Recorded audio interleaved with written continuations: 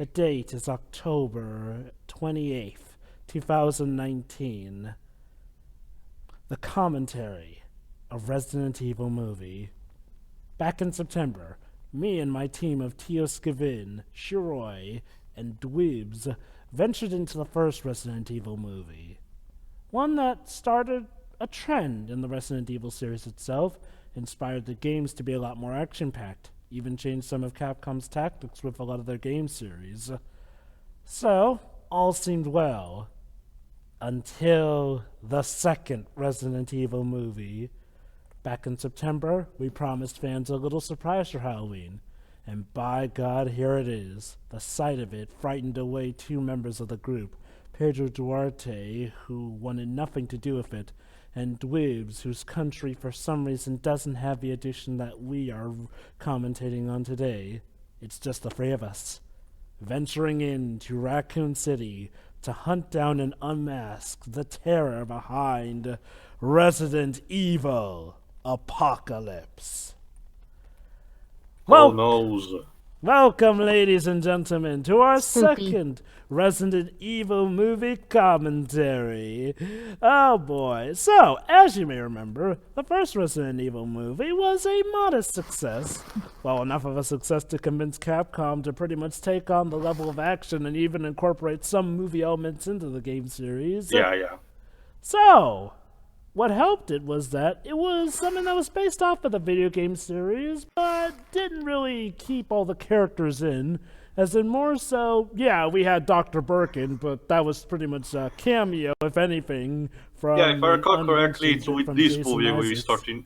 If I recall correctly, it's in this movie that we start introducing the game characters. Oh, yes. Okay. We've got a bit of backstory to go behind, folks. I'll give you the Cliff Notes version of the history. So, before 2004, when this movie was released, a sequel to the Resident Evil movie was announced, along with the fact that they would start introducing the video game characters. This, believe it or not, back in the day, actually got people notably hyped for it. Yeah, I know, imagine that. See, at the time, people were kind of wondering, what would it be like if the game characters were in the movie series? Granted, nobody had really been asking for that beforehand, but nonetheless, it would be an interesting way to see how the film series would start portraying the characters here and there. And Also, what I better can way- imagine... Sorry, go on. And what better way to start with an adaptation based off of the game that takes place smack dab in the middle and at the end of the Raccoon City incident itself, Resident Evil 3 Nemesis. Also, we're skipping too. But no, what I say is, compared to something like the Street Fighter movie, which was dealing with people doing more acrobatics and stuff, at least for now, the Resident Evil franchise was more quote-unquote grounded, so it laid itself more easy as an adaptation. You just need a couple of people with guns and shooting with some special effects here and there. So I can see the thought process behind it. So, we're here to take a look because, needless to say, the name Apocalypse is quite fitting, because this is seen as the turning point where the movies for Resident Evil converted from being action-packed zombie thrillers to being the point of which Paul W.S. Anderson wanted to show us how awesome Mila Jovovich is. Funny enough, here is just a producer and writer. The actual director is a guy called Alexander Witt, who has been... his first major directing role was a movie called Money Train, but it was a second... it was also... actually, no, not. His first actual directing role was this movie. But before that, he has been second director unit on a gajillion movies like Speed and Speed 2, the X-Files movie, the Inspector Gadget movie, Gladiator, Hannibal, Triple X, The Bourne Identity, Daredevil, or Black Hawk Down, among others. So, at least, I guess he has a sort of idea.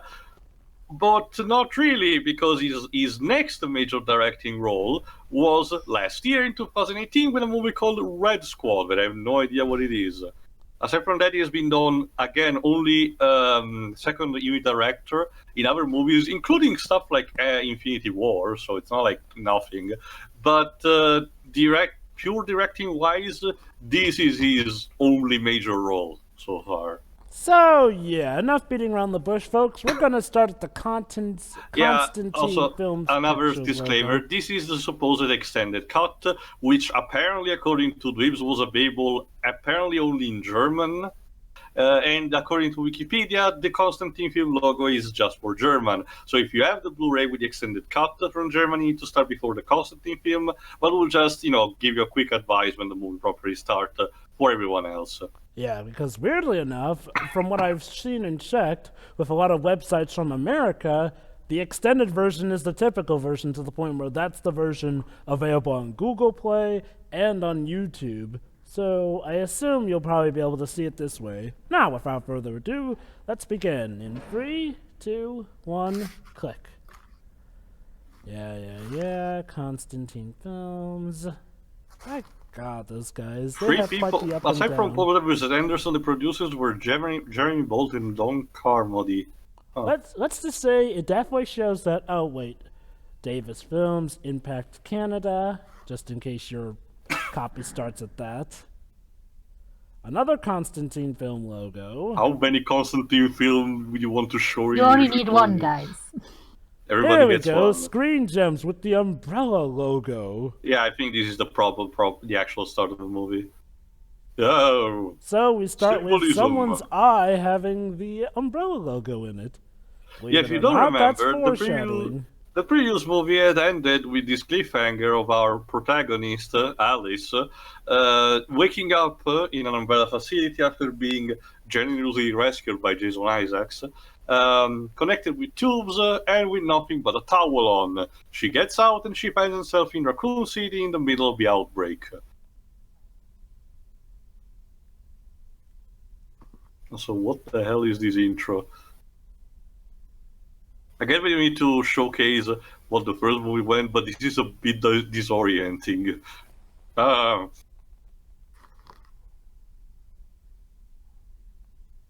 Lovely. Okay, Jesus Christ movie.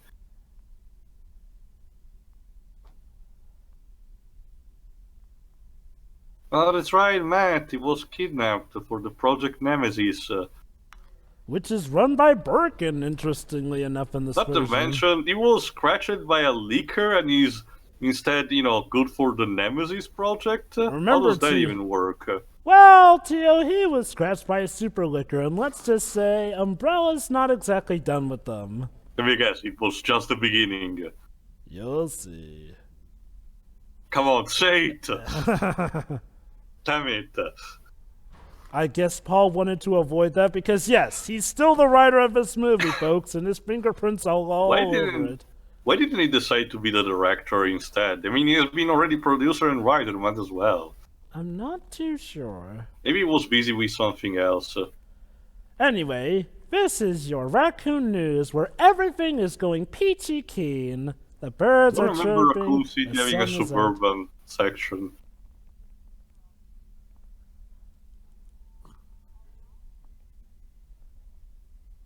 Aw. Oh, I guess that's because 2004, the year this movie was released, he was the director of Alien vs. Predator. Oh, but underground there is great evil at stuff. The Umbrella Facility, yeah. So yeah, the Hive, which is underground of Raccoon City, they're going to check out. As you may recall, the Hive had problems in the first movie. Many. Also, diagonal shot.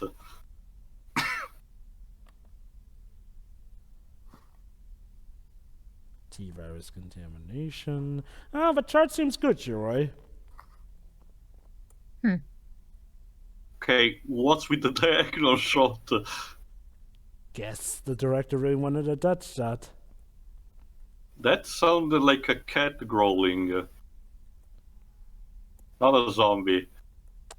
Well, yeah. Well, she theorized that the super leaker was a mutated bunny, so maybe it's that. It's like Night of Olympus. Ravensgate Brook. Brook. Interesting code name. Also Nikon. You can tell these are the bad guys because they have black vans. Did we mention that this was partially inspired, but was directed by the guy who second directed Twister? Oh, so Yonderbon's co-director. Yep. Though he doesn't seem to have Oh, worked hey, on Ashford. That's a name I remember Charles from the Ashford. games. Hmm. In case you're wondering, he has nothing to do with the Ashford family name from the Resident Evil games.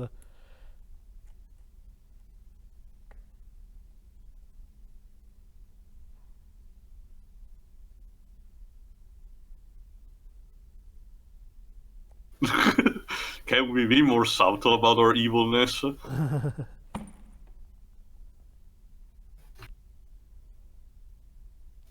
Don't mind us, Seriously. we're just here to pick up this girl for her father.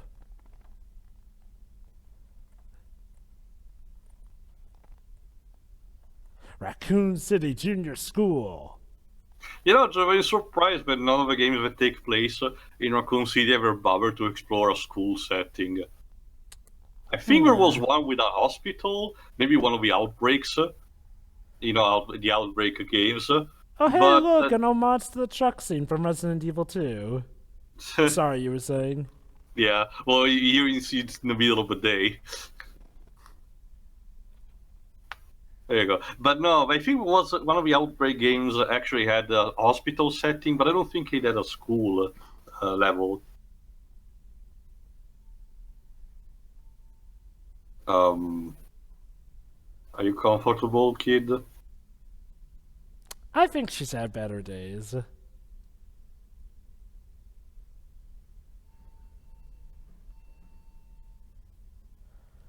Oh, hey, Jill Valentine. Disgraced? Yeah, about that. Apparently, it has something to do with her partner, Leon S. Kennedy, being killed. What? Leon is dead in this continuity? Yes and no. Basically, those newspapers that you see there were actually given out as merchandise for this movie. A little something to hype up audience for the crowd. Basically, it claimed that Jill Valentine was a disgraced Stars member, and it apparently... Oh, and that's her costume from Resi 3. That's nice. Oh, get this. She walks into the police station and shoots up the place. Okay, but why? Jesus, Jill. Even if you knew, let's see who's played by Sienna Guillory. Oh boy, Sienna. She is quite possibly any Resident Evil fan's favorite from these films. She actually studied up great playing Resident Evil 3 to get into character for Jill as well. She was in Kiss Kiss Bang Bang. Oh, the 2002 Time Machine movie. How terrible. Oh no, she was Arya in Aragon. Oh no. Oh dear. She was in In-Cart. She's been in surprising amount of movies that I've seen. So yeah, folks, Jill Valentine just came into a police department and shot up people. Yeah, sure they were infected, but Raccoon City Department must be incredibly lax to let somebody in civilian clothing, mind you, just Also come boobs. in and do a bang bang. Oh, now we're starting with the ending of the previous movie. From what I checked, though, Jill, for fairness, for the Japanese dub of the movie, Jill is actually voiced by her Japanese voice actress, who has voiced the role in any incarnation. You're more familiar with her from the Project Cross Zone games, Jova, in case you need to remember the tone of voice. Okay then. So at least it's nice that they kept the consistency. Yeah, it's like how they had Phoenix's Japanese voice actor come in for the crossover, be I agree, I thought it was Maya. his actor from the movie. Oh, okay. The Dead Walk. We don't know if they used Maya's because she doesn't say anything. Damn it. So here we are, literally where we left off from, Yeah. and cut away.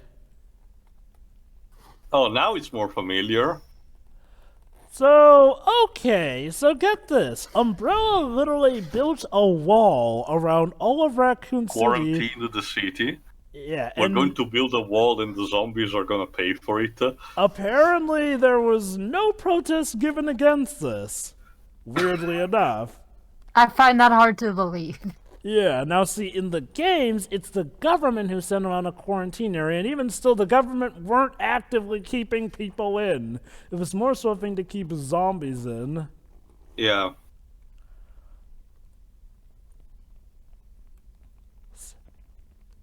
So essentially, folks, as for what the plot of this movie will be, it's essentially get the fudge out of Raccoon City.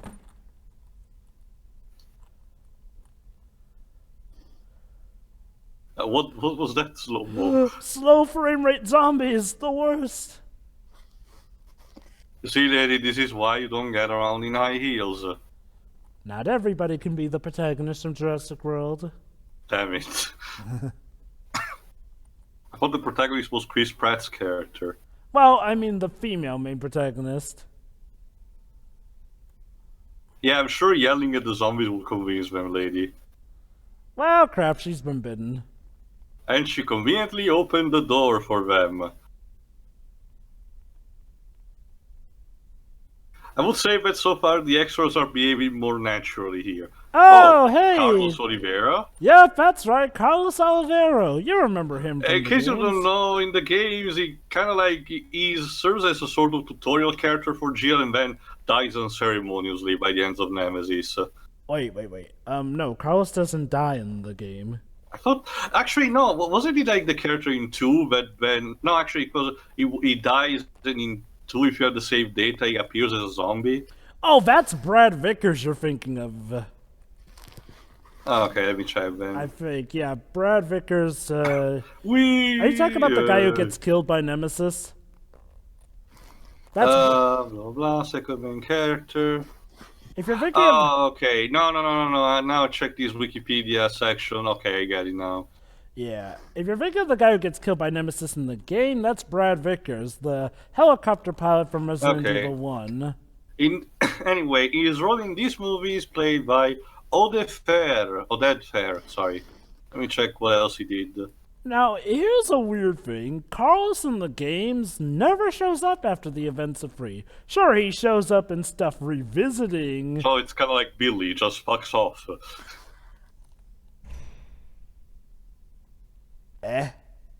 How do you know that? We actually are going to establish a cure in this movie. Oh, whatever. Oh, Oh, interesting choice of direction. He's the guy who played the Magi leader in the Mummy movies. Uh-huh. Now, Oh, weird- I didn't recognize him because he doesn't have the beard here. Ah, yes, here's a character they created for this movie who's also a member of STARS, Peyton. I mean, we kind of need some STARS members to be father, I suppose.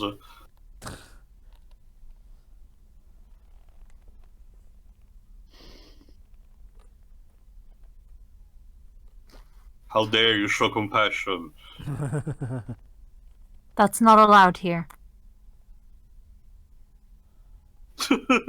Well, crap, And, he's been bitten. But at least he's not the first to die, I guess. No, he's not. He's not necessarily dead. He's just been bitten. That's all. Oh, what has reached the gate?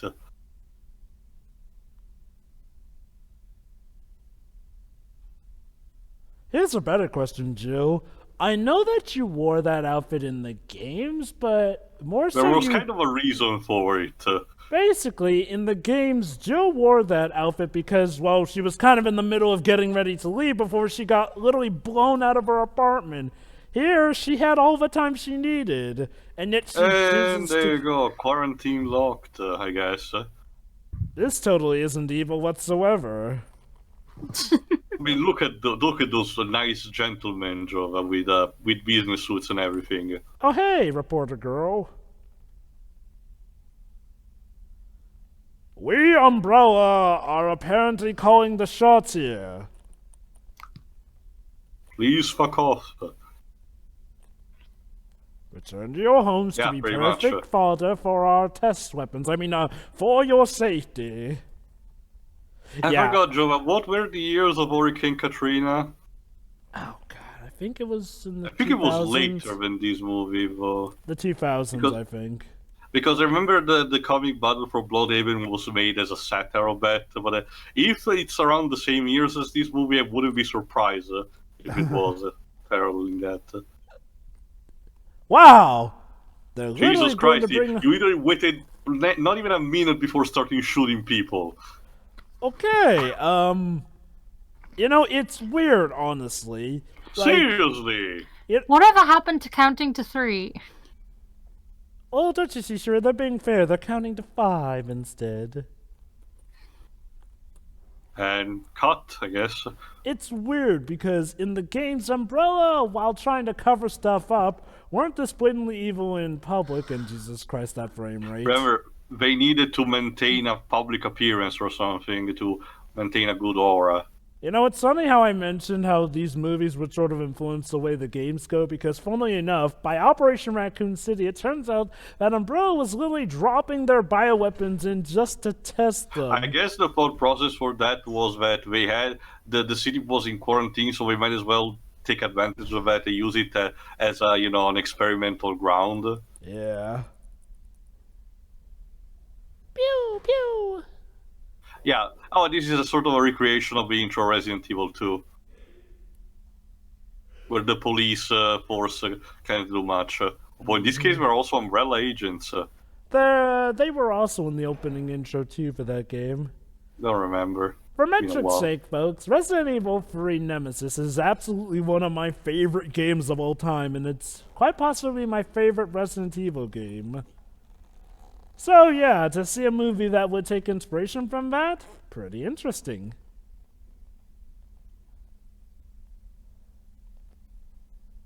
Remember that. He says that Dr. Ashford, who's kind of the director of sorts, is too important to be at risk. Just remember that. Also, it's funny, seeing as how we see his daughter in this movie, yet she looks nothing like the Red Queen who she was apparently fashioned after as the first movie established. Oops. Guess we couldn't get the same actress again. No, it's not Jova. I did check her resume in the previous when we did the previous movie, and was a return only role.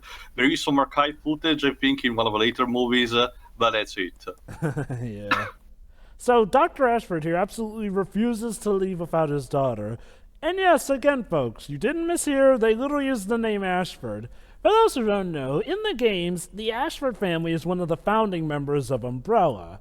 Eventually, it goes down to the son, Alexander Ashford, who then creates 2 twin children, literally from test tubes. Edward and They're Alexandria. the ones of called Veronica, I think. Yes, they're the ones who code Veronica. In here, it's just a wheelchair-ridden guy. I guess we wanted to be more cute than anything.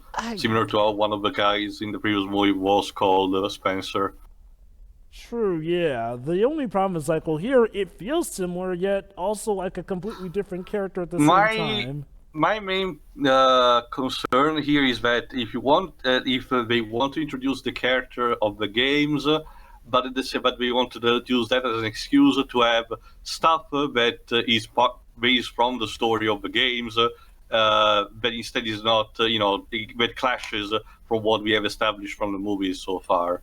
So Ashford here can literally hack into the mainframe to find pretty much anything on camera around it. Because he has glasses and he's on a wheelchair, therefore he's bound to be a tech nerd. Oh, hey, Seriously. Alice, you're still in nothing but a bathrobe towel, I see.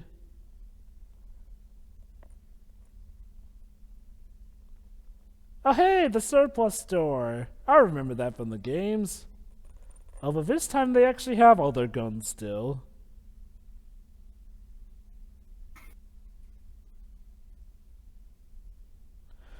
Let's get something more comfortable. Good thing they also sell clothes at the surplus store. What's wrong? Oh, looks like she may have been infected shit. with something. Oh no, it's one of the parasites.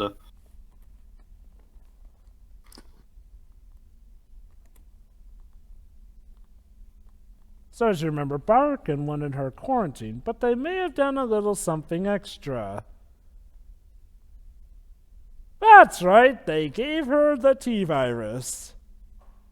Joy. Well, that's fun.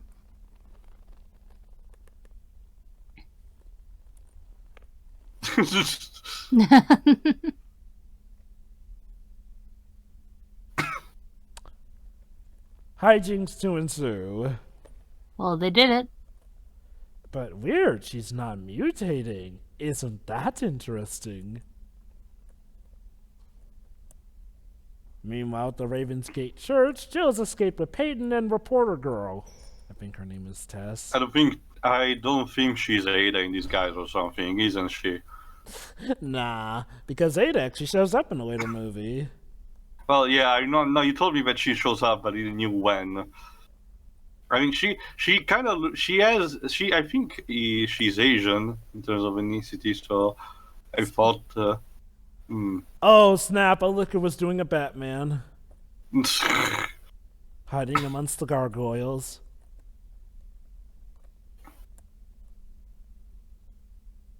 Again, surprised that they've been taming, showing actual tyrants. Yeah. So, I'll admit, in here we get an actually rather interesting homage to the way the games go, in a dark, narrow area.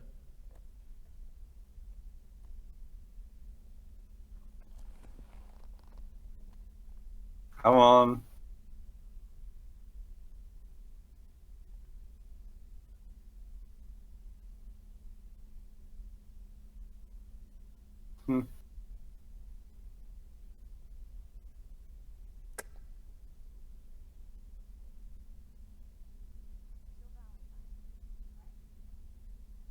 Yeah.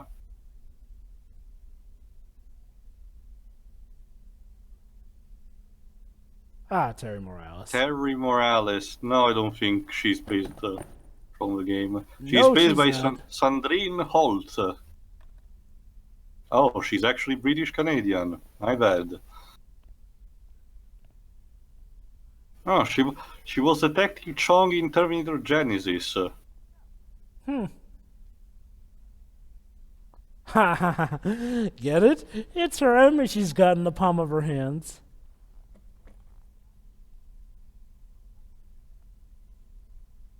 Is that Robin Atkin Dawes? Oh god, imagine.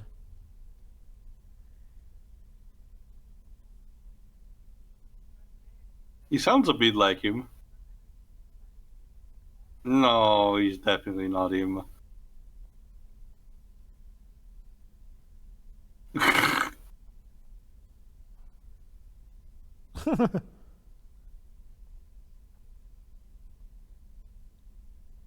Ignore it, that was just nothing. Well, that happened. Okay, moving on. Now, segments like these are actually, again, like I said, very good at replicating the feel of how Resident Evil could go. Down a dark corridor, inside an abandoned building.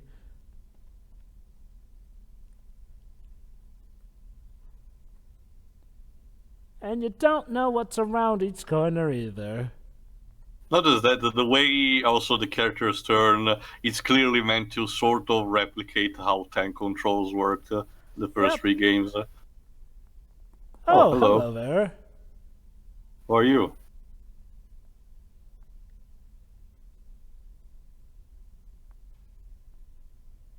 Just going to assume you're alright, even though you haven't answered a single Let me thing I guess, he said. turns and it's a zombie.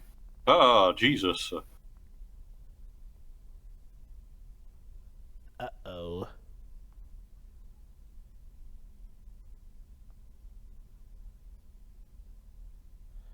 Yeah, definitely a zombie.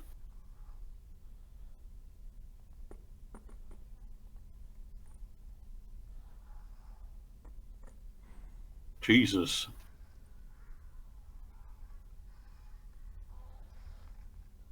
Well, Oh, of course. I guess you fed your sister her last meal. Maybe let me check. IMDb maybe says something like that. Ah, Jesus Christ. Ugh.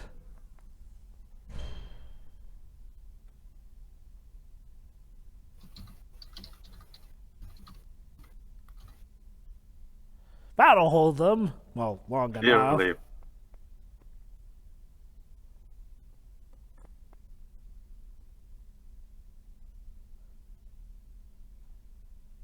Was it Okay, this Batman? movie has a fascination for loud noise jump scares.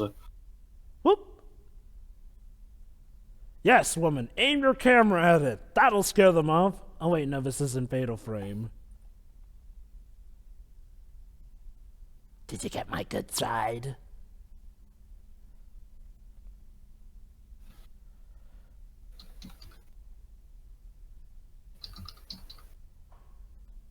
Okay, the priest was played by Sean Austin Olsen. That sounds like no, a wrestler name. He was in Battlefield Earth. Poor bastard. And he's been a voice actor for some of the Assassin's Creed games. From what I can see here.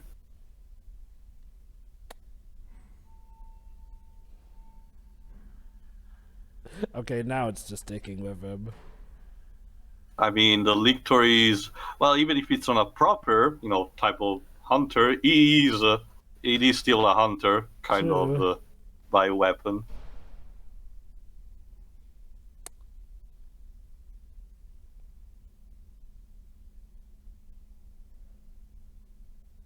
Again, nice homage to how Jill actually moves in the game. Props to CN Yeah. on that. Again, the combined, well, not necessarily combined with the previous movie, but in general, I can definitely feel as if the people involved with this actually played the games and actually bothered to try replicating as much as they could while adding stuff of their own. Basically, So at least I can say it's better than, say, the Assassin's Creed movie in that kind of sense. basically, for the most part, people would be fine with this movie if it weren't for the script. And not even the script in the earlier half, it's more so the later half. What do you think so far, Shiroi? I guess the zombies took her. Ah, darn. Well, we'll Also, have she to got see a if we can find revolver. her Was that later. Barry Burton's? Cute.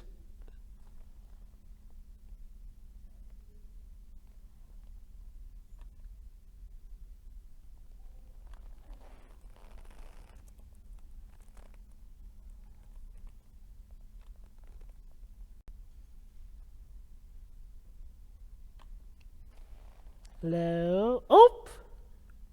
Jesus. Did you really need to grab me in such a jump-scary manner? Although admittedly, nice save there. Kinda did save Also, her from it's a being good liquor thing that lunch. the infection of Peyton is taking its sweet ass time. Yes, it is. Usually, it's actually very fast. It's doing things. Oh, let's see. Rain took her sweet time to turn into a zombie too in the first movie, so I guess they're trying to stay consistent with that. Although then again, for all we know, they've been out here longer than they were in that facility at the Hive. Oh, jeez.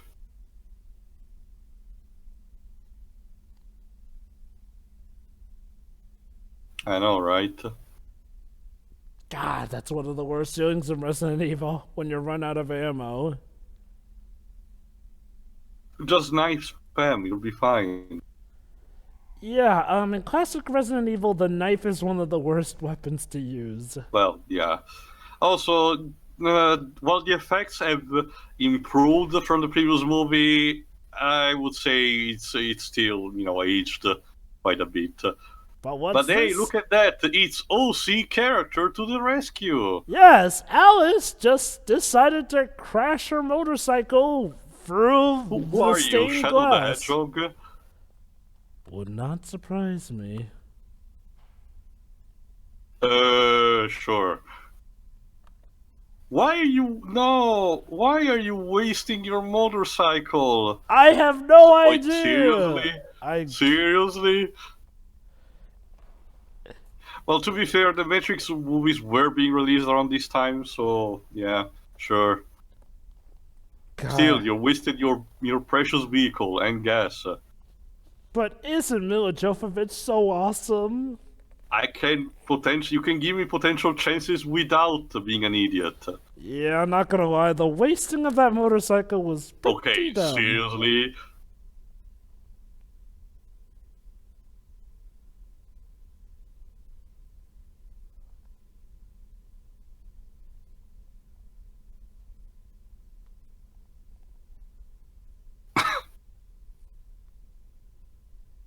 Huh.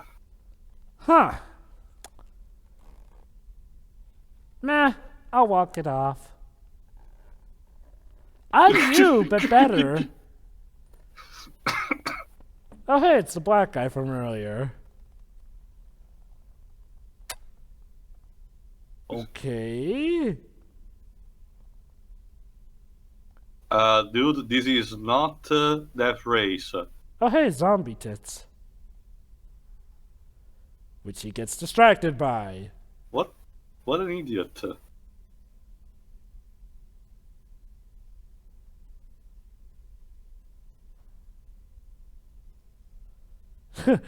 Yeah. Meanwhile, oh no, they were near the pizza place. Oh no. Seriously, you can just call it with another bootleg name. I don't know, the Luca or something. See, Jova, the knife is useful. Gee, I wish we could have done that with the knives in the games, god dang it.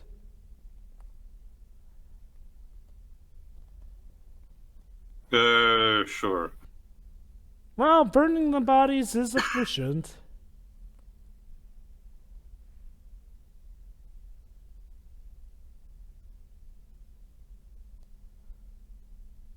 Nice save.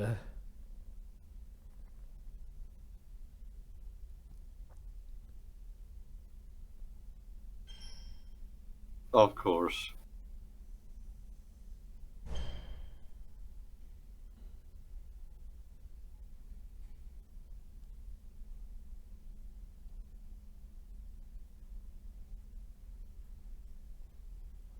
Well, at least they're doing the smart thing and aiming for the head. Yeah.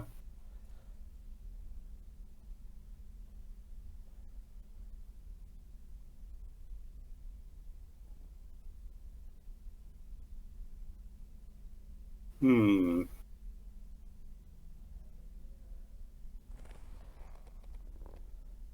Oh. Our Stephen Hawking resident person seems to be interested in that. Survivors. They've actually managed to survive this long. Hey, and a zoom in on the helmet, just like in the game.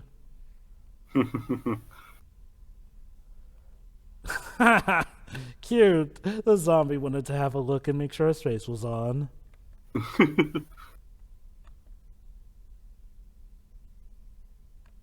Oh, great. Is this gonna be your character from now on?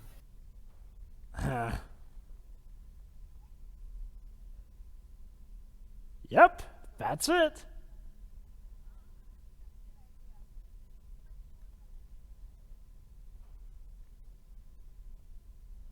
You're Don't use in. the Z word.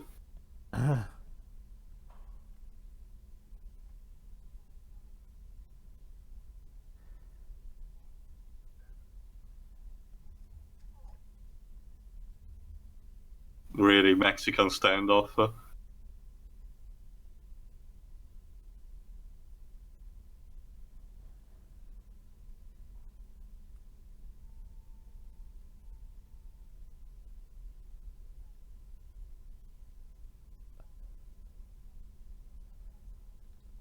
Will you, Jill? Will you? I know game you would, but this is movie you, so I'm not sure. Yeah, so I'm pretty sure that what we're going, Mr. Anderson, what he's going here instead is, oh, look at how Jill is not as cool as in the games, but my original character is so much badass. You know what's funny is that originally Mila Jovovich actually auditioned to be Jill Valentine.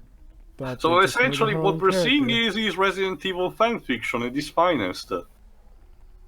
And you know, Speaking of during Resident Evil Jesus fan Christ, and you fiction, know, during this outbreak, there was my super duper OC characters who could do backflip on a motorcycle, and when shoot it in exploded, and everyone got saved. and why is she able to do all this stuff? Oh, T-Virus. Yeah, mean- very fanfiction-y. You know, at least in the first movie, she was relatively capable, but, you know, not a superhuman being. That all goes out the window with this movie. Because thanks to the T-Virus, she's... Okay, stop him with the frame rate slow-mos. It's a shame, because otherwise I think the action would be somewhat better. Not to mention the gajillion different cuts.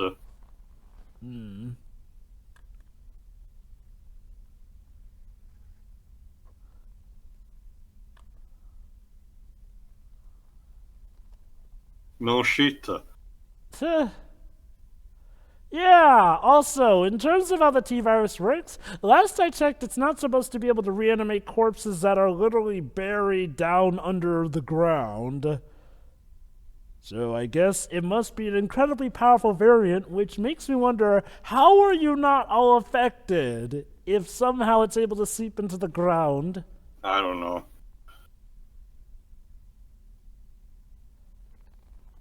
Oh, Here finally. we go. Okay, ladies and gentlemen. That face. Get ready, ladies and gentlemen. You're about to see what a lot of people see as the saving grace of this movie.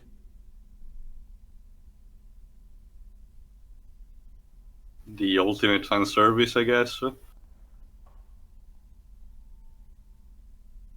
Complete with a pretty awesome tune, I'll give him that. Also, he's naked. Please do not make Yeah, let me me check picture who the Nemesis composer naked. has been of this movie. Jeff Dana. Did he compose for the previous movie? No, I don't think so. No. No. He did compose for Silent Hill Revelation 3D. Oh dear. But apparently he's being a co-composer for the upcoming Addams Family CGI animated movie. So maybe he just needs to be on a leash. Maybe. I mean, I'll give it this. I actually do like the soundtrack for this movie.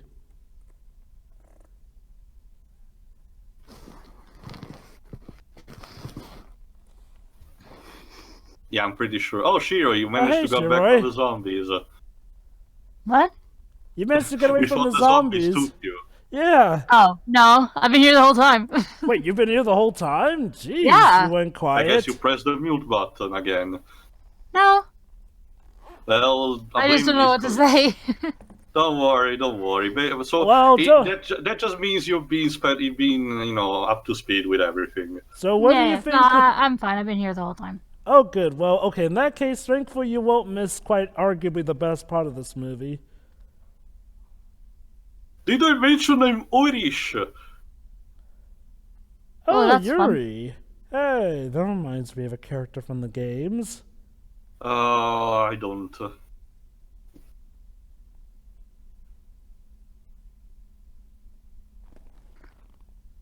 Zombies, hospital zombies. Wonderful. Don't mind me. It's like Nightmare Hospital. Yeah, kinda. I like how that Oh. zombie was nice enough to not sniff them out and chase them down. So, meanwhile, though, one zombie apparently left his facility. Oh.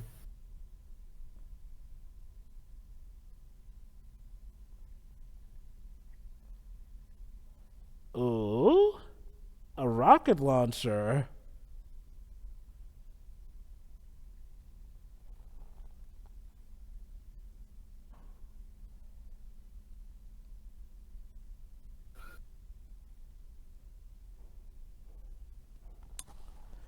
Well, if hospitals make you nervous, you probably won't like what's about to come. I'm fine. Like, Jova, that's my job. I'm pretty sure I'm not nervous. You would be in the wrong only profession. The only thing that I would be nervous is that the nurses and, docs pretend to think that I didn't do a good job or something. Aww, get it? Because in the games, normally when you open up a case like that, you get weapons. Uh-oh. Oh. What's the slowdown for those shots? I They know, seem right? to like to do it with zombies for some reason. And it's pretty much clear, but this is a guy's first job as full directing, because you have these weird slow-mo things, alternating with very quick shot, multiple cuts and shaky cams. Those are like all beginners' mistakes. Wow, this Stars guy seems to be pretty stoked being stuck in a And zombie also, he city was listening to a CD player. and drinking a beer That while takes doing back, it. You know, Jova, considering how this movie behaves and Don't everything... shoot, you more. Oh, never mind. It was someone With behind movie him. behaves with, for example, this person camping, almost kind of like a psychopath, and people behaving in a different way. It reminds me more of a Dead Rising movie. Whoa. Wow, that's racist. So yeah, here's where all the other Stars members have been cooped up. He literally has two magnums. Golden Desert Eagles, of course. Oh boy, here we go. Oh yeah, the Nemesis tyrant, sorry. Yeah, our first ever tyrant on screen, ladies and gentlemen, and if there's one thing fans actually do like about this movie, it's this big guy. So if I recall correctly, it's like makeup effect and not CGI. Yep, all practical. He's played by Matthew G. Taylor. I think he's the same guy from the first movie, just No. in a giant costume. No, it's not. I'm checking his biography right now. Oh snap. Whee! Yeah! Nemesis is a zombie who's smart enough to wield a rocket launcher, sure, Roy. Basically, he's ideally designed to be the perfect tank. Perfect hunter and tank at the same time. Massive structure, immense attack power, potentially long-range weapons, and innate speed despite the size. Yep. Also, So, very persistent healing factor. actually, it's special. Oh, whatever. Acronyms are stupid, Jova. Well, yeah, but the acronym worked out different in the games, but whatever. That's the least of the Similar movie's to problems. other Tyrant, the Nemesis has been given a single, objective to follow, kind of like a computer. In this case, eliminate all members of the STARS unit. I love how they all shoot him in the body, but no one thinks to shoot him in the head. Well, wait. Here we're, remote controlling him. Yeah, that's one of the more controversial things. But here, Nemesis, they also gave him a minigun. I mean, it makes sense, so I'm not complaining. It could make sense. He said it! Yes, he said it! You can all go home now. Basically, Shiri, most zombies cannot talk. Nemesis is like the big exception because he can utter very, very basic words, but usually he's just stars. And since he cannot move lips or his teeth, he sounds very like he has gingivitis. Oh, I love this bit. Sure. So he managed to shoot everyone except the black guy. Wait a minute. Well, he's non-threatening. What the fuck, Umbrella? You leave no. You made the Mr. X for not leaving any suspects. Not only that, but he was wielding two magnums. Those are like some of the most powerful guns in Resident Evil games. Also, LJ, what are you doing? Being very stereotyping. Yeah, LJ is the comic relief of this. Let's do a comparison. In Did we need that? In Resident Evil 5, we get Sheva from the BSA African unit. She's a non-stereotyped African woman who's Chris's partner in that game. She's well received as a character. In this film series, we get LJ Wayne, who is as stereotypical as you can get. Now, nothing against the actor, I know he's trying, but the script for him is so gosh dang stereotypical. It's almost like a joke in and of itself. Not a funny The first one. movie didn't have a comic relief, did it? No, No. not really. I don't. Most humor came from dark comedy. Yeah. But there wasn't a comic relief, character. Yeah. But yeah, basically, folks, that scene is one of the most well-liked scenes for how awesome Nemesis gets to be in it. The only problem being is that Nemesis is controlled by a computer. Which it goes completely against the fact that Nemesis is supposed to be also one of the more intelligent BOWs. Yeah, I mean, he's even able to speak to you. Now, here's what I don't get. In Project Crosszone 2, he's able to say BSA despite the fact that he doesn't have lips. Like, if you don't have lips, how do you spell out the B part? I don't know. Though it's explained in the first projects on why he managed to learn that. Oh, yeah, I get that. I'm just wondering how he's able to. But yeah. Well, everyone managed it in 06, so maybe they learned from that. Oh, maybe. You know, When's this movie come out? 2004. Ah, never mind. Oh, well, don't, Also, don't worry. Although that game does have time travel, so you never know. And when you get Also, down to it, Project Crosszone came out after 06, so yeah. Also, Miss Morales' camera is never running out of battery, apparently. I guess it depends on how she's been conserving its battery stuff. Oh? Okay, you seriously need to stop pretending to shoot each other. I think they were just locking the gun. I'm not sure. But yeah, because of course our OC is so magnificent and, cannot do any wrong, she's gonna predict the fact that we're gonna drop a nuke on the city. This comes right the fuck out of nowhere because it was sort of a bomb dropping, pardon the irony, given to you in Resi 3, I think kind of around 2/3 into the game. It's funny. If not later. You know what's funny though? Peyton brings up how they would never get away with it. And, he's got a point. In the games, despite their efforts, because they didn't exactly cover all corners, they don't get away with it. Heck, by Resident Evil 4, they end up getting shut down. In the film series, though, yeah, they get away with it. Granted, that sort of has to do a bit with what happens. Oh, Arclay Overpass! The Arclay Mansion. Yeah, here's another thing. You may be wondering how to still know about zombies in the first place, considering how the Arclay Manson incident never occurred in this franchise. Heavens to Betsy, I don't know, and Paul W.S. Anderson decided that wasn't important enough for a script, because we never figure out how.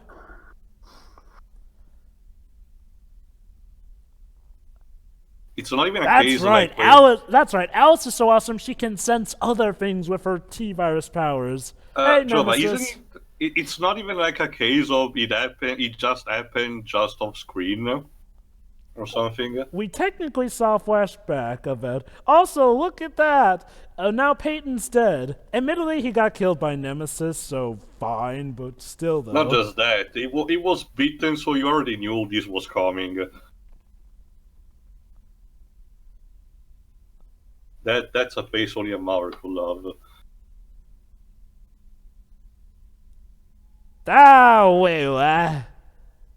Gentlemen, we've been waiting to test the power of the OC against Nemesis. Now here's a bit of a jip here, though. They took away Nemesis's battle tentacles. Which, let me just let you know, is going to suck later on. Ow.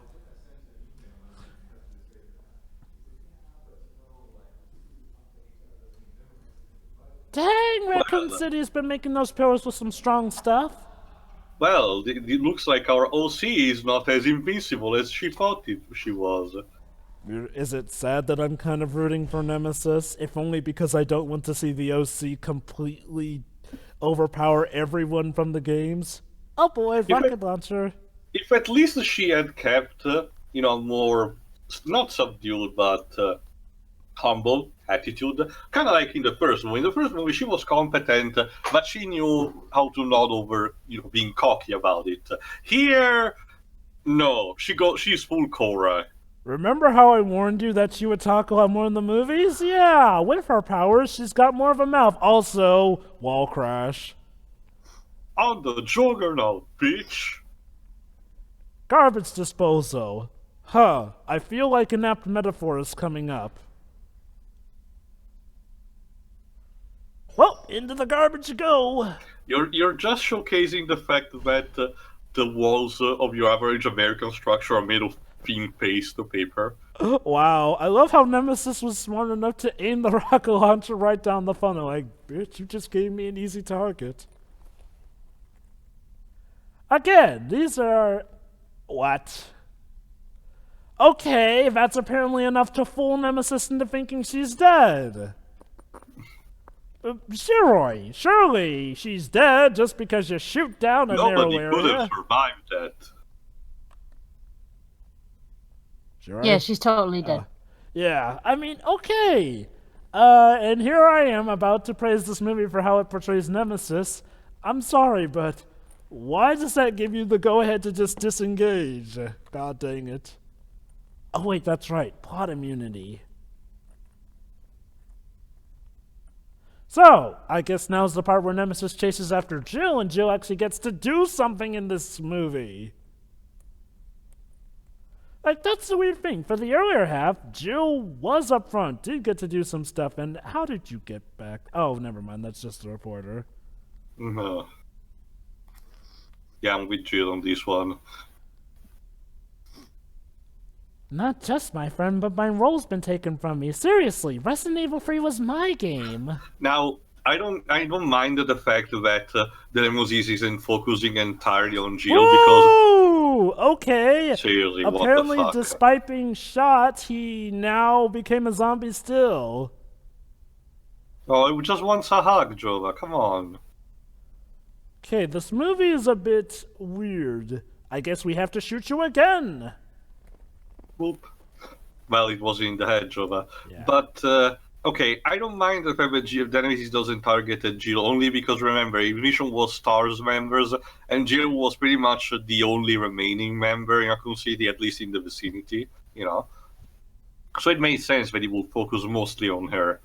But here, instead, you know, there are just many other STARS members that you can just, you know, multi-target. Although apparently Jill and Peyton were the last remaining ones, apparently. Wow. Books that are actually talking about the fact that they're expendable. Gosh dang.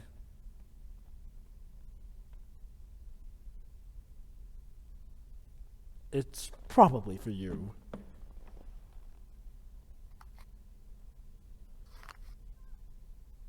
Hey, our comedy relief! Almost forgot about you.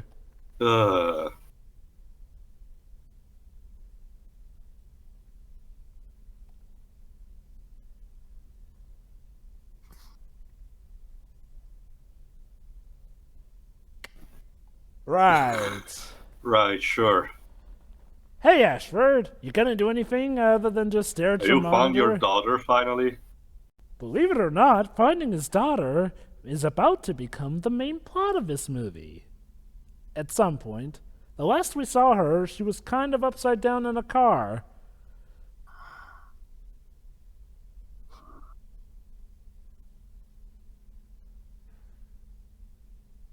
Uh-oh. K9 units. Broken Yeah, dog you know what that cages. means. Doggos. More doggos. Yay! Let's just hope they haven't been infected, because that would suck.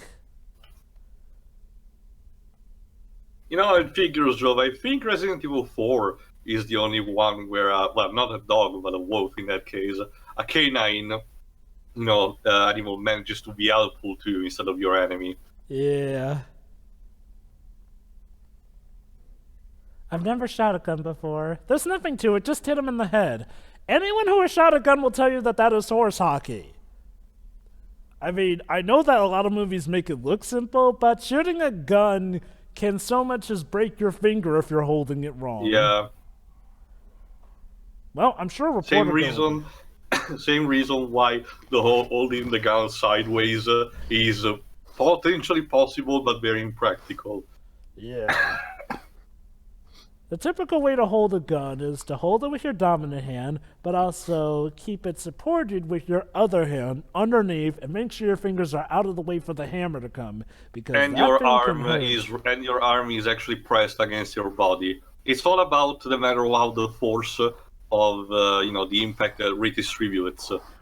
Yeah, I can tell you it's hard, and it's also very loud too.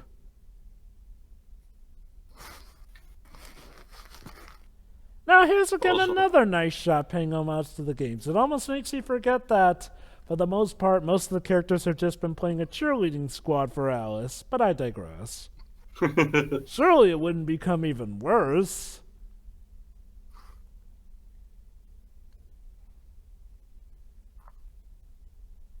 Oh, please don't do the Jurassic Park 3 thing about having the zombie,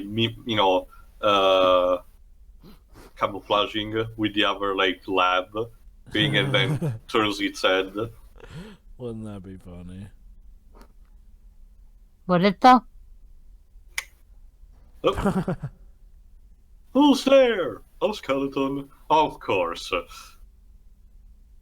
Oh, that was quick.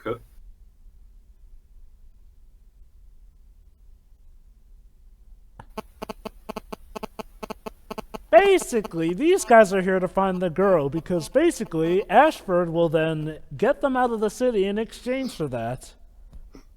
It's good bargaining chip, I guess. Uh-huh.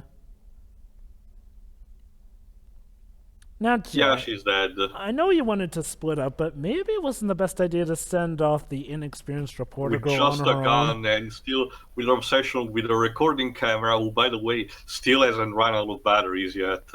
Not only that, but as you recall, all Jill told her was just hit him in the head.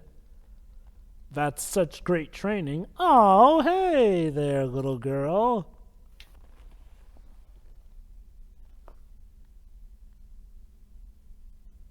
Yeah, it's a zombie. Come on.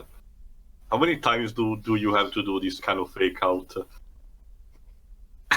And it's always a child in a horror thing, isn't it? Oh, look at that, the little Oh, children. Foster zombie zombies. children, finally. And she's dead. I wonder what they told the kids for this scene. All right, children, you're just pleasantly tackling the girl. That's it.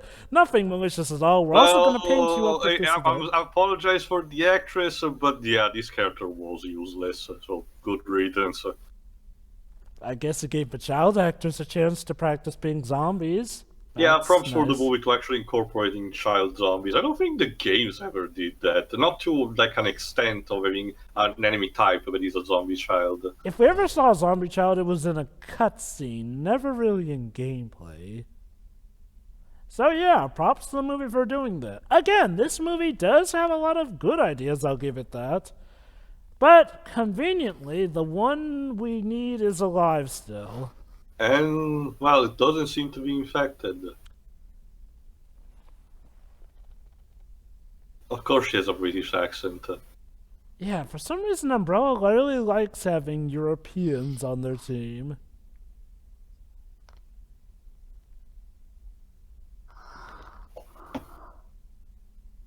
Huh.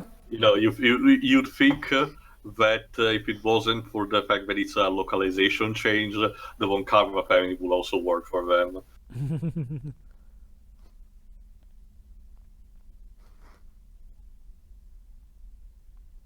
We can just walk around the zombies. They're not fast like Nemesis.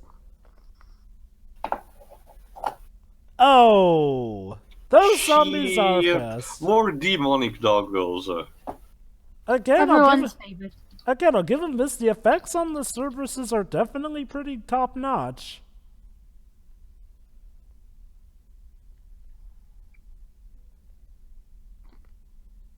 Hi! Just here to save your butt. My god, Jill, what have you done to you?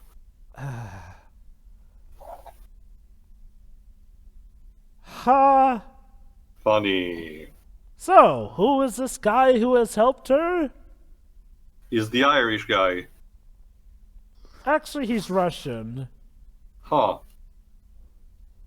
That's Nikolai! Wait, Nikolai? Seriously? Basically, folks, for anyone who's played the game, Nikolai is a rather old Umbrella officer who is evil and murderous. In the sense where he kills his own teammates just so he can have more bargaining money with the info that he gathers, and also tries to kill Jill on several occasions. But here, he's a young, legit good guy who gets axed off literally right after we learn his name. Huh. I don't know what was even the thought process at this point, I'm gonna be honest. Not just that, Nikolai was also older in the games. Here it's just very young. Let's see. My God, is the movie actually letting Jill do something? Also, surprised that she didn't hit in the oven like in Jurassic Park. I know, right? Although, Oh speaking of shit. Jurassic Park... Oh snap, the lunch lady's gonna give away our position. Not anymore. Not just that, you can defeat zombies with a neck snap. I guess so. So, we're gonna turn no. up the gas. No dogs in the kitchen, please. It's very unhygienic. Do you know how Oof. much the school is going to get It's not sued a after frying this? pan, but it works. Frying pans. Who knew? All right, time to let them up. And oh, but no, the match went out. Jesus. Wow, cried.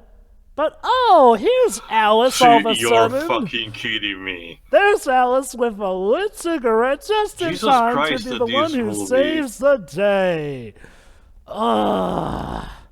Okay, Shiroi. At this point, I'm convinced Paul, Mr. Anderson, didn't like much Jill. So he say, and I'm gonna make my own OC, and she's so much better. She saves the day every time because Jill has poopy pants. Again, reminder. You were gonna say Java? Shiroi, okay, so you haven't really seen the original game. So, okay, as someone who's new to the Resident Evil franchise, how do you feel they're portraying the balance of what characters get to do compared with what Alice gets to do?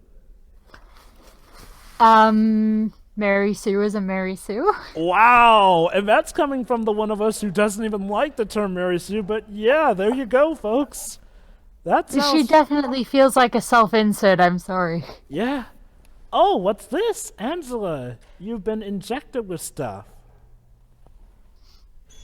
I'm sure it's just nanomachines. Oh, her lunchbox literally has a secret compartment to give her virus. Yay, an antivirus. Okay.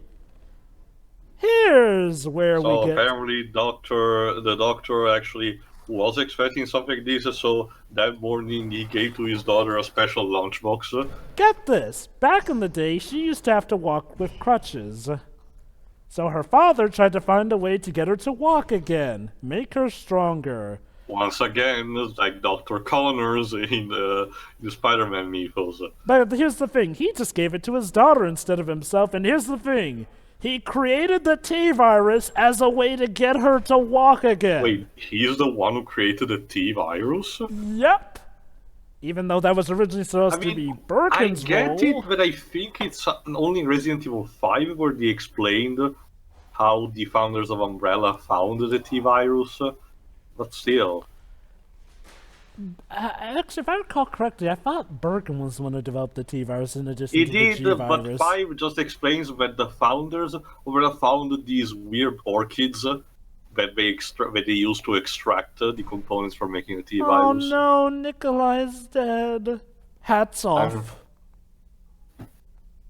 Oh no. Oh boy, yeah, Carlos has been bitten. I got a shotgun. It's your lucky day. We just happened to find antivirus. Therefore, you'll be able to survive, just like in the game. Although, funnily enough, in the game there was also an antivirus sound. But so get this, Dr. Ashford. So get this straight, Dr. Ashford, in trying to make his daughter be able to walk again, ended up creating the T-virus, the very thing that can turn you into a zombie, which means that from now on, his little girl has to take antivirus now for the rest of her life. Again, just like Chuck Green's daughter in Dead Rising 2. Wow. I have to wonder, though, Shiroi, which would you rather have? Not being able to walk without crutches, or forever being at risk of turning into a zombie if you don't constantly take antivirus?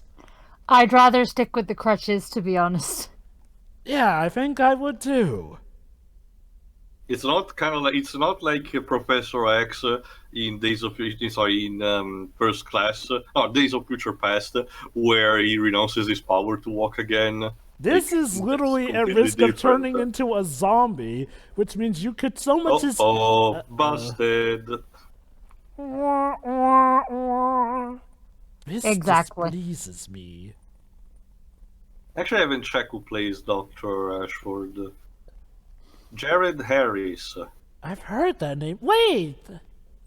That's Moriarty from the Sherlock Holmes Game of Shadows movie. Yep. Oh boy, Glibs will be interested to find that out. And apparently he's gonna be Morbius' mentor in the live-action upcoming movie. Morbius? As in Michael Morbius Morbius? the Living Vampire, Jova. Oh my. Huh, so from one undead form to another.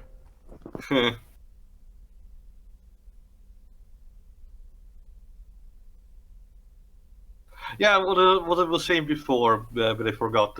At some point in Resi 3, even Jill gets infected with a T-virus courtesy of Nemesis, and she has to find a cure, among other things. Carlos is the one who finds her said cure. Having her plot being a bridge to someone else. Basically, Carlos finds her the medicine while she is sort of knocked out. Nemesis's brand of T-virus infection is rather interesting. Let's just say if Resident Evil 2 is anything to go by, anyone he kills or infects will be a super zombie, because Brad in Resident Evil 2 takes a lot more hits to take. And a lot more. But hey, if you defeat him, then you get the key to get all your alternate costumes in Resident Evil 2. Oh god, being a helicopter pilot automatically means death in that universe, I swear to god. Yep. Speaking of which, they have a chopper ride. I'm sure nothing will go wrong with this. Mm-hmm.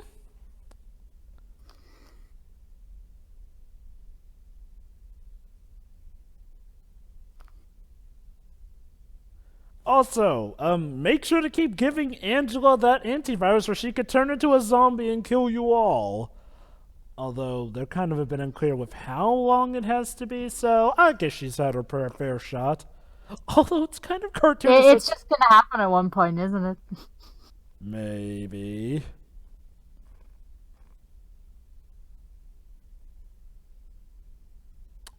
Stealth takedown! Oof. Notice how it was Carlos who got to do that, and LJ, what are you doing?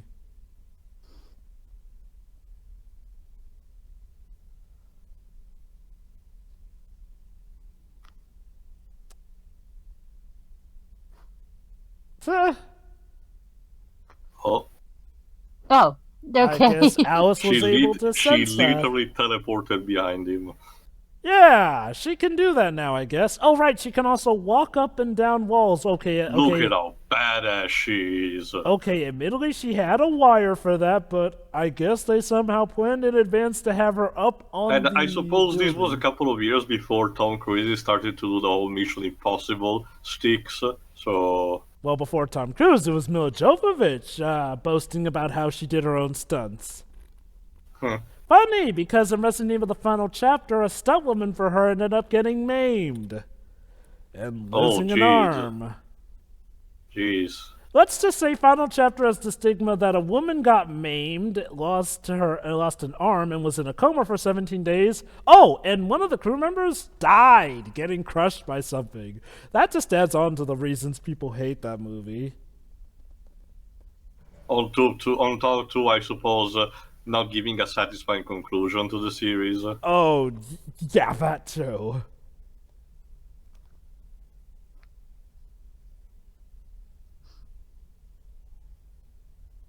Guys, isn't Alice just the best? Again, the quick cuts don't help these action scenes. Okay, you were really good with that knife, bro. Why was that seriously not a thing in the games? Whoa, she actually missed one. She actually isn't all that perfect for once. Hello? Anyone here? Have we been Where's punked? the goddamn pilot?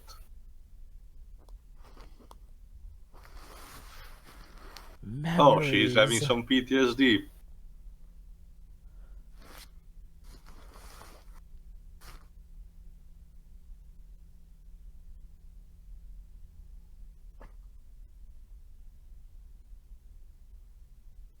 Okay. Oh, there he is.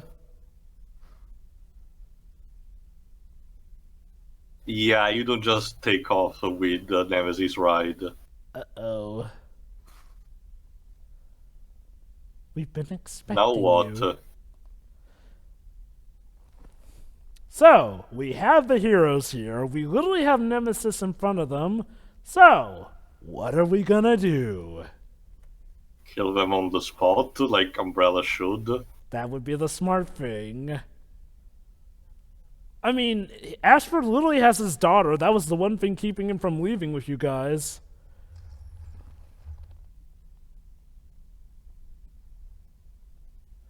So what they're gonna do is have Nemesis discard his weaponry.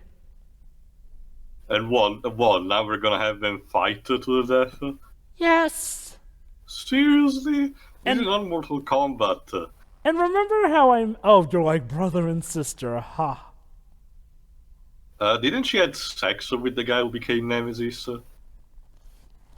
No, actually, no. It was no, that was the guy who infected the area. Yeah, it's the guy who died at the end of the movie. This is Matthew, whose sister was trying to expose Umbrella, but, you know, everything went bad. So, yeah, fight him or they die. Oh. Yeah, that too. So she claims not to care about them. So he shoots Dr. Ashford! Well, I can see that. And besides, it's kind of Wait, like... no, wait, listen to this. So why did you shoot Dr. Ashford? He literally just said he was my most valuable asset. I don't care about these other people. So why didn't you shoot someone else, like Jill or Carlos or LJ? But you shoot your most important asset because you really just want to see one of your experiments fight the other. And remember how I said earlier how they completely took out Nemesis's battle tentacles? Yeah, that's a thing. Nemesis can be formidable in hand-to-hand combat. Oh, God. We're really doing this. Not just that, really, like a fisticuff.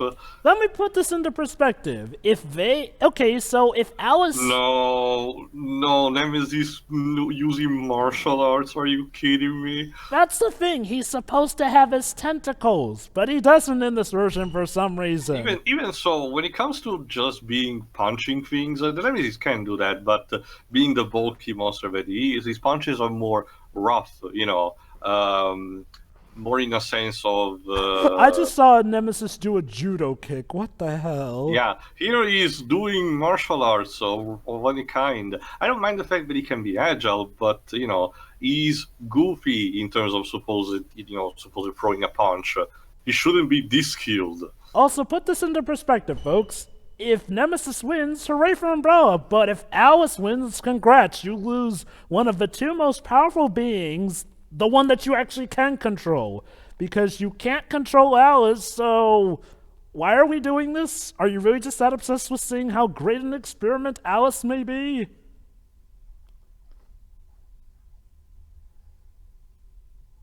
And not only that, but congrats, dude. You robbed Nemesis of one of the, well, I guess in this version, two of the things that make him Nemesis, his weaponry. Yeah, sure, in the later half of the game, he... Oh my god. Let me guess. He's giving a weapon to give her a fair chance. Seriously? You know, what's the logic with this guy?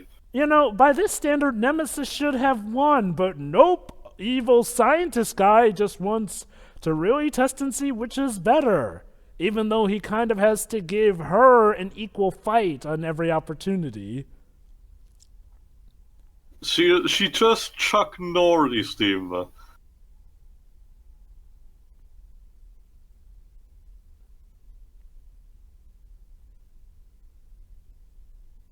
Oh no. Because this is what Nemesis always needed, a tragic backstory. Totally. Fucking hell. Well, sure, Roy, don't you feel touched by this all? The tragedy of Matthew becoming... Even if we put out the contest from the games, the context, like, think of it just like the movie. I have no context in this. Well, this guy passed through hell and back, only for the end to take him away without him saying a thing. and now he had like no chance of redemption or anything. Now he just dies pathetically like this. It's funny you mentioned that, Tio. Notice how we've got quite a bit of movie left. Oh no. Matt, I'm so sorry. Don't shed a tear, please. Don't have Nemesis shed tears, please. Finish him. Seriously, this is not more. Well, to be fair, Paul W.S. Anderson was involved in Mortal Kombat, so it was time to be cheeky, I guess. Fuck me. So did he! I mean, so... Yes, that's right. Also, who's this guy? Played by, at least. I think that's Thomas Kretschmann.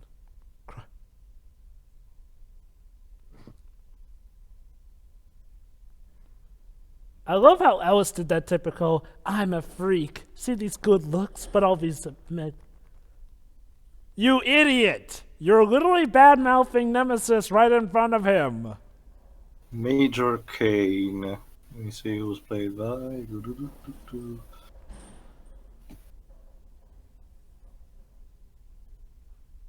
Great, it doesn't have a Wikipedia page. Let me check IMDb. Yeah, Thomas Kretschmann. There you go. Oh yeah, from Downfall. Round 2. Actually, about that.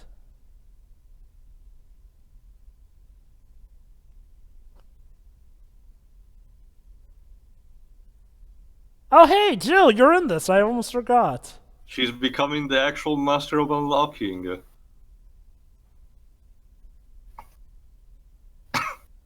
Oh. Did we just have Nemesis winking? Yes, they did. Nemesis is a good guy now. No. No. Like, what the fuck, Paul? I mean, maybe this could be an interesting idea, but you need a much longer movie with better development for this. Just saying.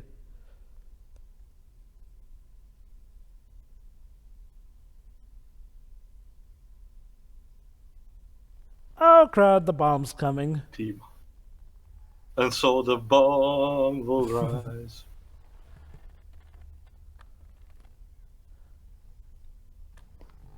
So guys, stop me if you heard this before, but Alice will literally break Nemesis from the evil command with the power of friendship. Oh, and apologizing. No.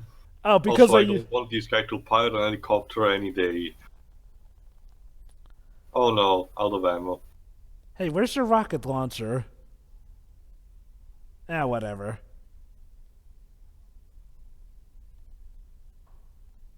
Oh, another helicopter.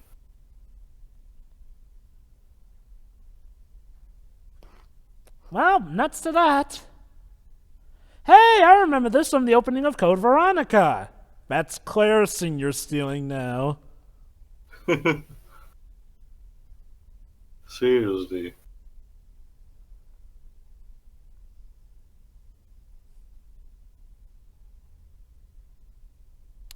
Well, crud. Oh, speaking of stealing from Code Veronica's opening, now they're about to do shot for shot literally what Claire does when she's surrounded. That's stupid. Admittedly, though, when Claire did it, it wasn't so much she shot the guards, she shot actually a tank behind them when she did that. Instead, here she's cooler, so she shot all of them at the same time. Also, she's fighting a helicopter with just a handgun. Okay. Oh, there's his rocket launcher. Thanks, Nemesis. And we can't. Oh, and lucky shot, he blows up both helicopters. And but dies in the process. By a helicopter. Oof. That's a oof right there. So, Nemesis is downed by a helicopter. Shiroi? Yes? Now, I know that you haven't seen the games, but I'll let you know, Nemesis does not go down easily. No, at all. Let me read to you a list of what happens to him. He is shot multiple times. If you count power-ups, he's been hit by a rocket launcher, and that just pisses him off. Heck, his rocket launcher literally exploded next to him, and that just caused him to mutate further. He got shot head-on by a rail cannon, and even that didn't put him down. No, what took him down to be put down for sure was a nuclear blast. Well, okay, Magnum hits to the head, but even still, that was after the rail cannon hit him.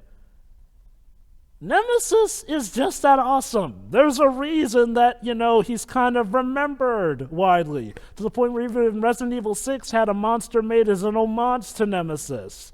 So how about this movie? He's He down just by goes a down with the helicopter. helicopter. Yeah. Oh, isn't that nice? Jill doesn't even get to throw him out. No, Alice does. Despite the fact that Seriously. Jill gave the closing speech. So, and look at that. Ashford's a zombie now? Zombie, I guess. What? That doesn't make any sense unless he shot him full of T-virus. And I guess since he's infected by the T-virus, he can walk again. So he wastes bullets on them, of course. Oh no, apparently he can only still crawl towards him? Weird. Oh, and he just shoots himself. Sorry, out of bullets. And he gets eaten by Ashford. Oh, sweet comeuppance.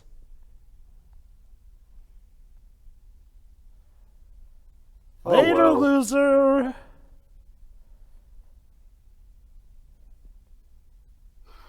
Now these extras are acting awkwardly. Well, that happened. Let's get the heck out of Dodge now. Before the blast. Also, sorry, Angela, your I'm father's Jill. dead, but he got his revenge. Yay.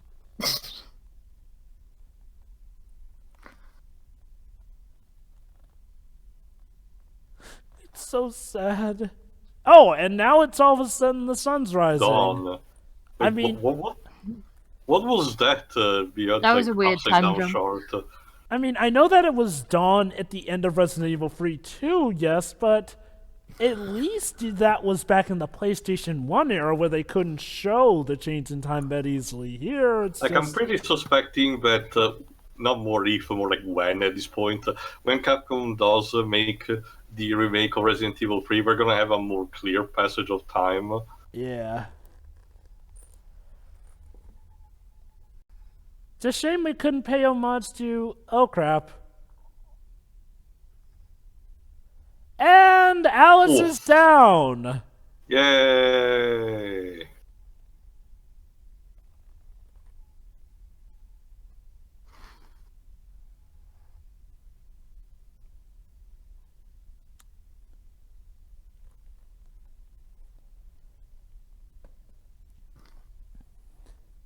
Thank goodness we made it outside the boundary of Raccoon City enough, I guess.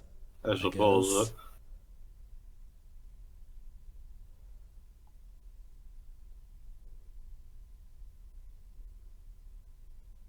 Oh, the Arclay Mountains! How about that? It's funny because that's where the first game took place, with the Spencer Mansion.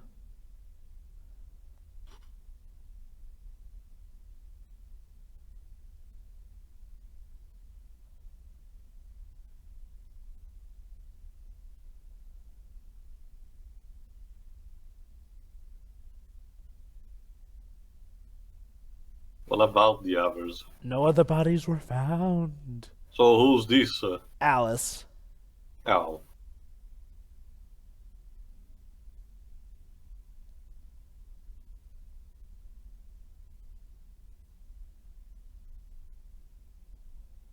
Boy, Raccoon City looks surprisingly rather intact for a city Yeah. that got nuked. Okay, what's with this? Oh, wait, Oh, who hey, recovered look- the camera? Oh, Jill did.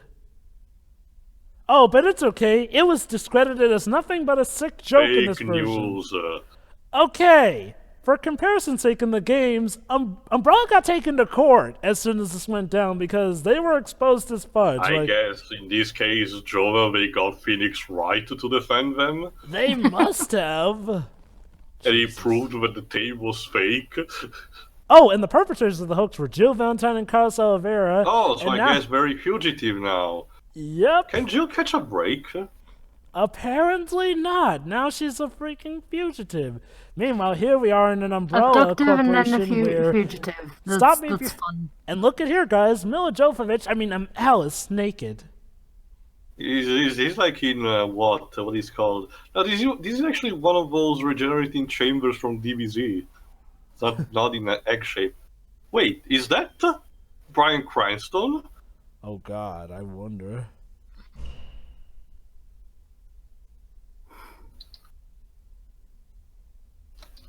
No, it's not him. Although he looks like a bit like him. In his younger years, of course. The purging process. It just works, Joe. It's the purge.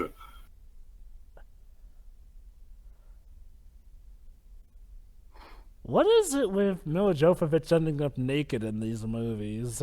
I don't know. Paul?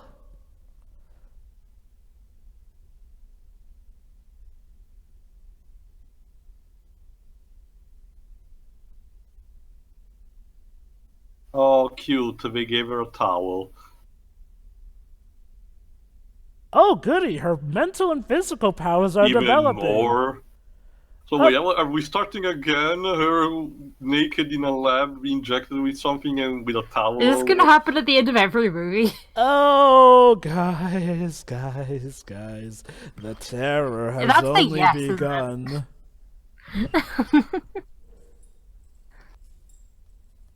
I mean, again, at least she has a towel this time. As the movie goes on, she'll actually have clothes. Maybe.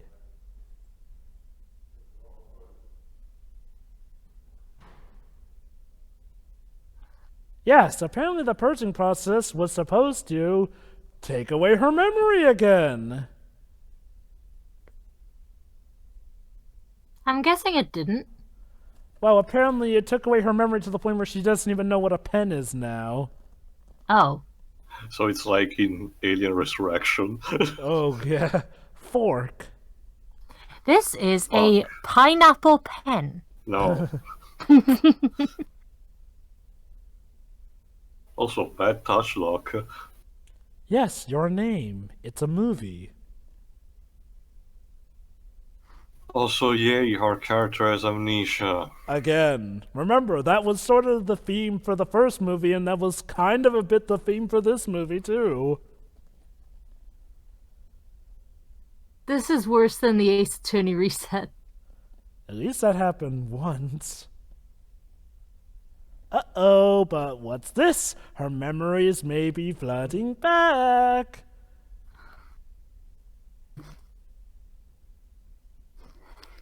Oh no. She remembers. Oh shit. Well, that was fast.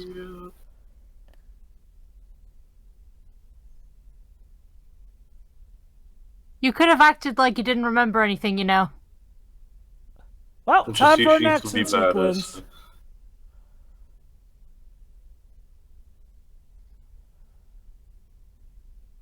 Meh. Don't tase me, bro. A taser doesn't even stop her now. She's even more awesome than before. Oh boy, this scene. So Is here's this a, Wesker? here's a guy who's just, minding his business, watching the camera. Oh. Uh-oh, she sees you. What? He's just doing his job. What the fuck? Now Alice has mental powers. What the fuck? But he's just doing his job. Also, there you go, guys. Our character, OC, literally has mental powers to the point where she can cause someone's head to bleed out. That's like that poor god in the Wonder Woman pilot. I know, right? But But look who's here just in time to bail her out. Hi, Jill. Hey, LJ. I guess they somehow signed on with Umbrella, or I don't know, were able to, so now they can take her away. Safely.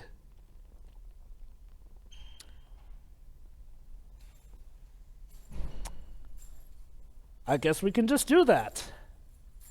Okay. Apparently. So, I just want to repeat for you guys.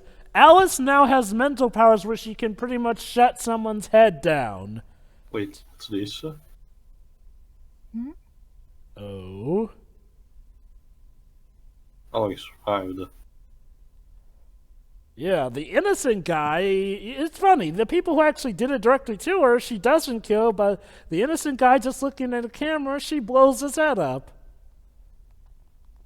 Maybe she didn't like his face. Somehow she was able to mentally see his face. Her OC powers are increasing by the second. These are not the droids you're looking for. Somehow she knew she had these powers. And he says to let them go. What? Okay. Hi, Angela. Oh. Program Alice activated. So Whoa. what happens? The umbrella symbol shows up in her eyes. Remember from the start of the movie where we saw the umbrella symbol in somebody's eyes? They were foreshadowing for that. So could this mean that she is possibly an umbrella? Evil. Now, could Umbrella possibly now control her? The suspense. And for that matter, why didn't Umbrella just do that from the get-go to prevent this? Did they let her out on purpose? Yes, and apparently they activated Project Alice. And what part of the world was this? America. And apparently there's a satellite set to control her. Ooh. That's it. I have wonderful good news, though. The movie is over. It's a Screw shame. you, Paul W.S. Anderson. Okay, let me start first with the fan thoughts. I'm of two minds about this. On one, it is, at least for the first half, good eye candy and, respectful towards the games and everything. But pretty much as soon as Alice shows up in the church, everything goes down the shitter, pretty much. She's such a... I'll tell you right this in front of you, Shiroi, and for the people listening to this, I'll start complaining way less about Carol Danvers in the MCU because, wow, this shit takes the cake big time. Oh, yeah. And believe it or not, this is the best of the bad Resident Evil movies. Like, poor Jill, she gets a job so much in this movie. Why even including her? It really feels as if Paul was hating the character. He's like, oh, I'm gonna write my OC and she's so much better than her. It's weird because originally Mila Jovovich was auditioning to be Jill. Like, at least if she were playing Jill, it would be a character from the games who was getting to be awesome. And Jill is one of the main lead protagonists. But still, like, I appreciate right. it. Post-credit scene. Oh. Some side effects may occur. Tee-hee-hee-hee. A little commercial Fuck for you. Umbrella. So yeah, when I appreciate parts of this movie overall, it's way a step down from the previous one in all the things. And from what I heard, things do not get better. Oh So, no, they get worse. Like, Let me believe it or check the percentage of these. let me put it like this, Duke. You know how Jill was treated in this, despite being a games character? Consider that the royal treatment, considering how they treat other characters. 21% on RT. Ugh. Yeah, it's weird. Even though this is considered the best of the bad Resident Evil movies, it has the lowest Rotten Tomatoes score out of any of the Resident Evil movies. It was a success, though. 45 million budgeting, 129.3 as box office. So there's that. But anyway, I'm done. Cheery, go next. Well, I did not enjoy this as much as the first movie anyway. Yeah. Wasn't Alice such an empowering female character for you, though? She was annoying. Not in the sense that her acting was annoying or anything, but the decisions made behind her character, just Tio's right. It really feels like a self-insert character. I mean, she was created by Paul W.S. Anderson. She is It's It's now. like later everyone else is married. neutered, so Alice can be front and center, And he basically. later married the actress playing her. Like, this thing gets creepier and creepier. This is some David Cage shit right Believe it or here. not, Yeah. this is tame. This is tame compared to how much screen time and love Alice gets in later movies. I'm not God. even exaggerating. But yeah, this. I mean, sorry. Technically, the movie was alright. I still don't understand the slow-mo shots, but you know, it is what it is, I guess. But yeah, this was just. I didn't dislike this movie. I do kind of dislike the self-insert aspect, but this was just alright. I can tick this one off the list, I guess, kind of movie. I'm done. Yeah, I Well, think you sort of described it well, Sheree. That's kind of how a lot of the fan base feels about this. Like, this movie, okay, I'll say it right now, this movie had potential to be the best of the Resident Evil movies. It was based off of one of the most popular of the games, and by God, they get Nemesis right until the last fight scene with him, God help me. Okay, to start off, again, the first half of this does feel like some classic Resident Evil stuff. You got some drama here, some action there. The scenes shot in the dark places like the church are very well oriented. And I will say this, the actress playing Jill Sienna, she gives it her all for this role. Like, it really, really does feel like she wanted to give it her all. The problems all occur as soon as Alice barges into the church with her super duper Mary Sue powers given to her by the T-Virus because she is someone extra duper super special who is able to bond with the T-Virus and isn't mutated at all by it. Gee, she literally goes full Shadow the Hedgehog. gee, that sounds like Wesker, except even Wesker had some downfalls here and there. Like, he had to get a specific amount of serum here and there, and at least he still had his eyes looking all weird and stuff. But Alice, nah, she's all hunky-dory fine. Like, I'll say this right now, it feels like Alice is the main problem with this movie, but she didn't have to be. You want to have Alice be awesome? Fine, but don't take away that much star time from Jill. Like, this is literally based off of one of her games, where she's the main protagonist off of. Hell, Nemesis is supposed to go first and foremost after STARS members, but apparently Umbrella decides, oh, nope, we actually want him to fight our other experiment, who we can't control, because we want to see who's better in a 1v1 fight. Mind you, a 1v1 fight where he doesn't even get to use his weapons. He doesn't have his battle tentacles, and it's literally just a few fight, kick, chops. And even still, Nemesis would have won the fight, except Thomas Kreitzman's character decides, no, it must be equal the entire way, even though that kind of defeats the purpose of a proper test environment now, doesn't it? Oh, boy. Again, I consider this Resident Evil movie not the worst, but the most frustrating, because it really could have been better. It could have been better. Like I said, the first Resident Evil movie actually kept things in check. Hell, Alice wasn't even really that OP. Sure, she got to do a lot of the action, but it wasn't like she was the only one who got to do anything. And here things just all take a turn for the downward spiral. You got game characters here who are just there to play cheerleader for Alice. You make Jill one of the most essential characters of the franchise, a girl who can do nothing right in the presence of Alice, because, yeah, it really does feel like Paul W.S. Anderson Alice was has to giving... be the favorite. It really does feel like that. It's like that scene where Jill asks who the fudge Alice is. It's like I said, I'm you, and I'm going to be your replacement. Like, and that's pretty much what it feels like. Who are you? I'm you, but stronger. Yeah. Like, the plot was fine enough when it was about finding Ashford's daughter, but then it goes into the stupid stuff about Umbrella, again, wanting to test Alice out for insert reason here or there, whatever. And it just goes on and on from there. Also, as far as side characters go, LJ is freaking annoying. Like, look, just don't make him so stereotypical. Did they really think that this is what people wanted? It's a shame. I mean, the actor's actually doing a good job.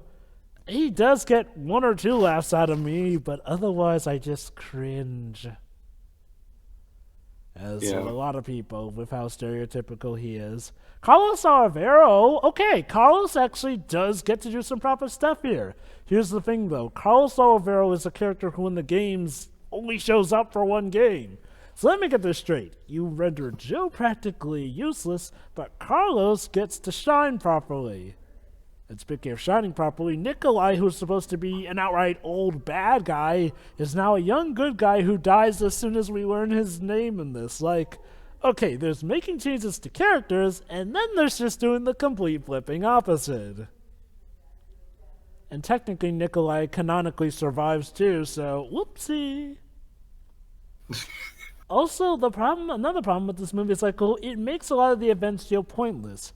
Again, the original trilogy of Resident Evil led up to Umbrella being exposed, with a lot of side games, mind you, but nonetheless, they got exposed and eventually closed down. Here, though, they completely get off scot-free. They're able to try and make things look like a hoax, which makes you wonder, where are we to go from here then? I guess exposing Umbrella or doing something with that? Because now Jill and company are on the run, and believe it or not, they managed to squander the potential with that. Why? Because the next movie is about, I kid you not, the entire world apocalypse. Even though this movie was called Resident Evil Apocalypse. I was about to say, did we, watch the wrong movie or something? No, well, that's the thing. For a film called Resident Evil Apocalypse, it feels just more fitting that this was the doom for the film franchise's goodwill. And it just really is a shame, too. It's like I said, the first Resident Evil movie wasn't something super special, but it felt like something with good rooting here and there. And okay, you want to bring in the game's characters, that's fine. Heck, they got the look of Jill pretty much pat down. And her writing, for the most part, except for where she clearly comes in to shoot up the place, is weird. But then there's also stuff like stars. Okay, stars are like the main group. Well, starting off as the main group. Stars are the source of some of the most important characters to the franchise. Chris Redfield, the face of the franchise. Yeah, where the hell is Chris? He doesn't show up until the fourth movie. But it's okay, because we get Claire in the third one. This seems right. And Leon supposedly is dead. Yeah, although I'm going to tell you a little secret. He shows He's up in the not, fifth movie. Of course. What? Now, saying this would be like spoiling, but here's the problem. The fifth movie completely ignores the continuity established by the newspaper and makes him practically a different character. Now, if I were to say how much of a different character, I'd have to go into a rant, and I'm just ranting about this movie today. But yeah, okay, stars in this movie are kind of portrayed rather idiotically. Like, okay, for the scene where there's a huge bunch of them, you're telling me that they would all just group in an office for Nemesis to gun them down, somehow avoiding LJ all the way, instead of spreading out and taking him on from a vantage point? Like, these guys are supposed to be the best, but Nemesis takes down 12 of them in a few seconds. Like, no, don't get me wrong, there's nothing wrong with showing how awesome Nemesis is, but mind you, in the games, he was taking them down one by one. And to be fair, when he took down Brad was kind of already injured from an initial encounter with him, too. But I digress. Again, this is the movie where they needed to make it count. And I guess they did in the monetary value because, okay, I think I can see how this movie made money still. There was a lot wrong with it, but there was just enough right for people to come and see it en masse. Again, like I said, Nemesis actually does look like Nemesis. Hell, they get his writing right, even though it's really just one word, but I digress. The problems with Nemesis only really pop up near the end of the movie, which, mind you, are still a problem, but I guess that's enough for a lot of people to overlook. So, this movie, it was technically a big success in the money value. The reception was not so good. And believe it or not, folks, it's going to get even worse with Resident Evil Extinction. Okay, Java, but for the purpose of our Halloween, we need to do Resuscitate Leaves back and bring back Pedro somehow. So, Wait a I don't know, minute. Java. Hold But on. something about this movie doesn't seem right. You know, you're right. I mean, it's bad, but it's not the ultimate Resident Evil of bad. I did have some fun moments with it. Almost as if something of it reminded me of something I had total fun with. Wait a minute, I know who you really are. Tune in next time, folks, when we get back the rest of the gang to solve this mystery, as we unmask Resident Evil Apocalypse for who it really is. So, yeah. See ya.